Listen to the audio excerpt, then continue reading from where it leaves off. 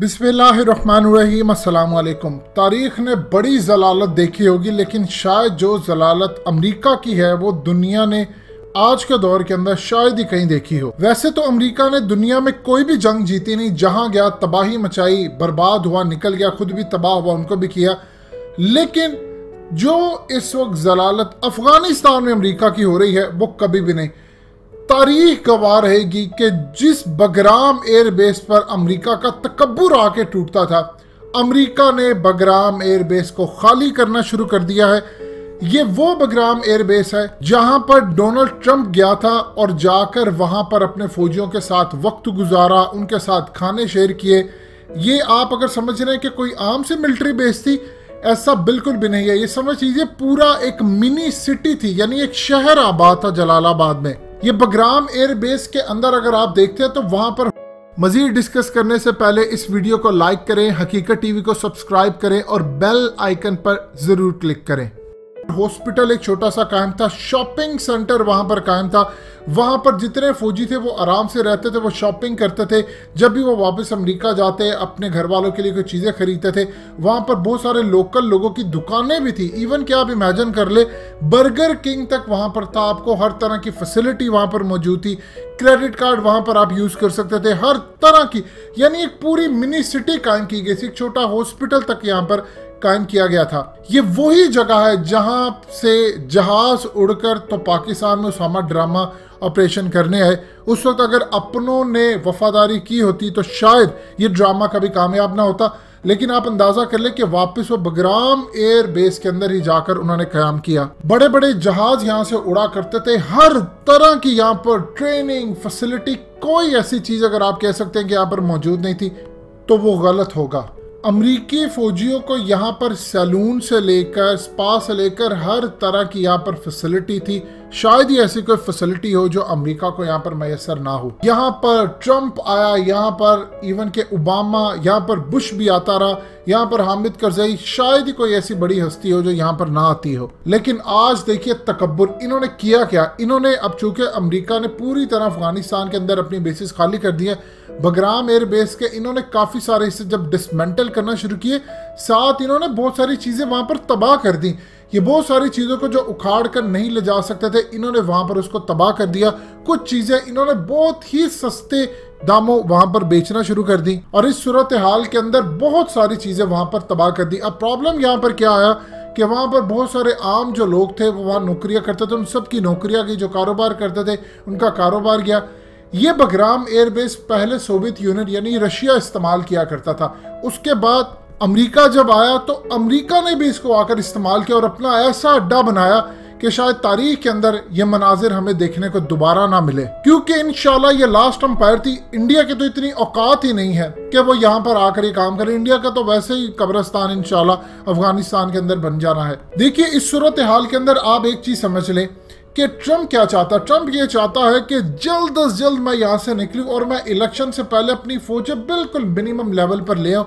उसके बाद जो सूरत हाल होगी, अब अगली जो लड़ाई है अफगानिस्तान के अंदर ये करने का जा रहे हैं, यहाँ से पाकिस्तान पर हमले हो रहे हैं। पाकिस्तान के खिलाफ यहाँ पर कार्रवाई, यहाँ पर असल में किराए की अब जंग होने लगी है। इन्होंने अगला प्लान ये करना है कि कोशिश होगी कि ब्लैक वाटर के साथ मामला तय कर ले और इनको किराए के ऊपर ही पूरी जंग दे दे, यानी कुछ 10-12 अरब डॉलर जितनी भी उनकी डील फाइनलाइज होगी, इसके बाद ये अफगानिस्तान के अंदर छोड़ देंगे। ये किस तरह आएंगे, यहाँ से अफगानिस्तान का महाज इन्होंने इतनी आसानी से नहीं छोड़ना, ये ज़हन में रखिएगा। लेकिन अगर अमेरिका की यहाँ पर शिकस्त हो गई है तो दुनिया की तमाम ताकतों की हो जाएगी। आज आप देख ले कि यहाँ पर पूरी तरह इनके बगराम और ये तमाम सारी की सारी जितनी मिलिट्री बेस थी वो खाली हो रही है।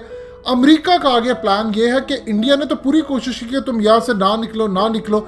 अब इंडिया के साथ अमेरिका आ रहा है इंडिया के अंदर और यहाँ से पाकिस्तान के खिलाफ नए लेवल पर और चाइना दोनों को टैकल करने के लिए आ रहा है। यहाँ से वो कोशिश करेगा कि जंग को मैं किराए के तौर पर कर दूं।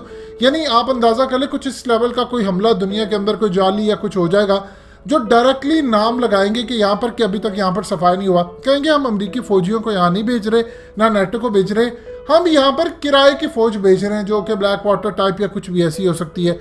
अब उस सूरत हाल के बाद ये इसको अगले मरहले पर लेकर जाएंगे और यहाँ से कोशिश करेंगे कि अफगान तालिबान को कहें कि आप हमारे साथ लड़े ना, क्योंकि हमने यहाँ पर अपने दुश्मनों को मारना है। यानी दूसरे लफ्जों में ये कहेंगे कि यहाँ पर कोई हमला हुआ है, हम उसका बदला लेने आए। अफगान तालिबान को पाकिस्तान ने जो मामला हमारे तय हुए उनसे ये हुआ है कि अमरीकियों को निकालने के लिए हम पूरी कोशिश करें, यानी वो निकलते हैं, उसके बाद आपने यहाँ से टीटीपी, दाइश, भारत का सफाया करना है। चाहे फिर पाकिस्तान की एयरफोर्स खुद जाएगी, जाकर यहाँ पर हमले करेगी, इंटेलिजेंस मालूमात वो भी फराम करेंगे, वहाँ से पाकिस्तान भी फराम करेगा, हमें करने पड़े, हम अफगान तालिबान को दें कि आप यहाँ पर जाकर करें। क्योंकि गनी हुकूमत तो ये तो गई है, तो सिर्फ थोड़ी चंद दिनों की मेहमान है या चंद हफ्तों, चंद महीनों की मेहमान है। इनका तो बिल्कुल तख्ता सफाया होने वाला है। यहाँ पर कोशिश पूरी होगी कि यहाँ पर कोई खाना जंगी जैसा कोई माहौल क्रिएट किया जाए। उसके बाद पूरी कोशिश होगी इंडिया की कि अमेरिका यहाँ पर आकर बैठे और मेरे बिहार के ऊपर लड़े, जो बैका एग्रीमेंट के बाद असल सूरत हाल है।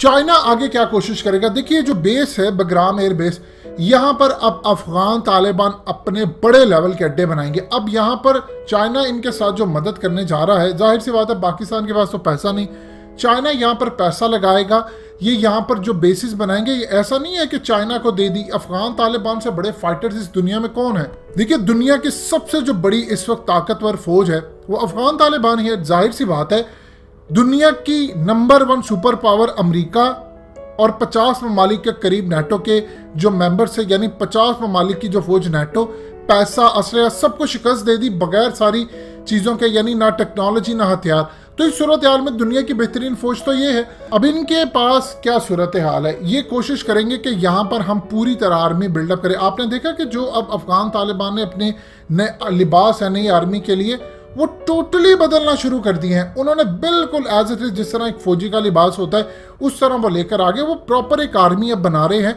और उसमें इंफ्रास्ट्रक्चर बनाएंगे, टेक्नोलॉजी इस्तेमाल करेंगे। लेकिन सबसे बड़ी बात है कि लड़ाई के लिए वो खुद ही अपने आप को पेश करेंगे। यानी आप देखिए, उनके पास टेक्नोलॉजी आती है, वो किसी मुल्क को नहीं कहेंगे कि आप हमारे साथ इस तरह हो। वो कहते हैं फ्रंट से हम लड़ेंगे, अब हम टेक्नोलॉजी के साथ आएंगे।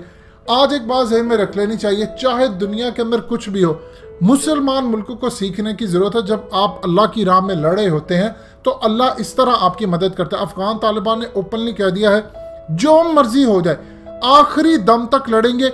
अगर हमने जमहूरियत या कोई दूसरा निज़ाम लेना होता तो हम कब के डील फाइनलाइज कर चुके होते।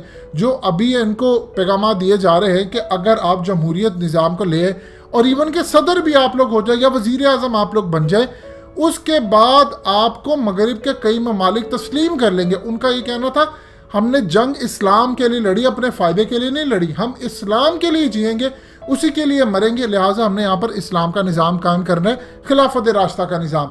आप ये देखिए, ऐसी कोई बात थी तो ट्रंप ने सबके सामने खड़े होकर कहा कि ये बड़े टफ पीपल है, ये बहुत ज़्यादा ज़हीन है, इनसे मामला तय करना कोई आसान काम नहीं है, हमें पता है कि किस तरह इनसे डील किया जाता है। यानी अगर अमेरिका का सदर खड़े होकर ये कहता है ये बड़े मुश्किल लोग हैं, अगर रूस कहता है कि दुनिया की मुश्किल तरीन अगर कोई कौम है तो ये अफगान तालिबान या ये अफगानिस्तान के लोग हैं, हमें इनसे डील करना नहीं आता। रही बात वो लोग जो बग्राम एयरबेस के साथ है, जिनकी नौकरियां चली जाएंगी, देखिए अफगान तालिबान अब आ रहे हैं, वो आकर पूरी तरह जब काम करेंगे तो ये तमाम के तमाम जो रोजगार अब पैदा होगा वो सबको जॉब्स मिलेगी। क्योंकि पाकिस्तान की तरह शायद वो काम नहीं करेंगे कि जंग का असर हुआ तो हमने वो तेल निकालना बंद कर दिया।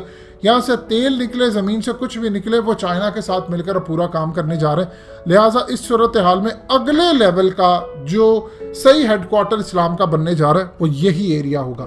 दोस्तों, हकीकत टीवी को सब्सक्राइब करना मत भूलिए, वीडियो को लाइक करें, शेयर करें और कमेंट सेक्शन में अपनी राय का इजहार ज़रूर करें।